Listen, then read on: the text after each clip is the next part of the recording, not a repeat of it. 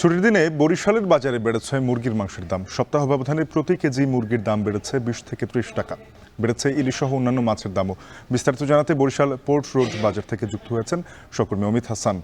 অমিত, জানাবে যে মুরগির মাংসের দাম বাড়ার কারণ হিসেবে ব্যবসায়ীরা কি বলছেন, মাছের সরবরাহ কেমন বাজারে?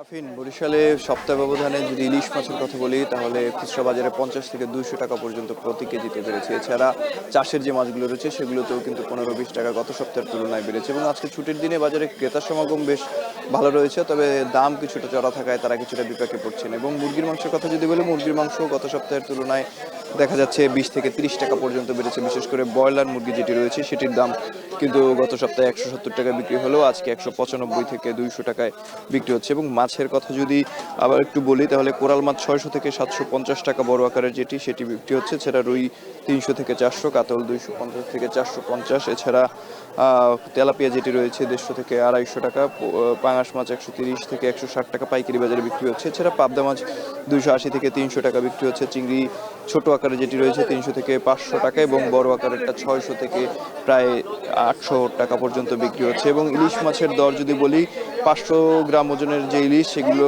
1750 টাকা থেকে শুরু করে 1.5 কেজি ওজনের যে ইলিশ রয়েছে সেটি 3600 টাকা পর্যন্ত বিক্রি হচ্ছে। এবং ক্রেতারা যেটি বলছেন, আসলে দাম বাড়ায় মাছ এবং মুরগির মাংসের তারা কিছুটা হিমশিম খাচ্ছেন।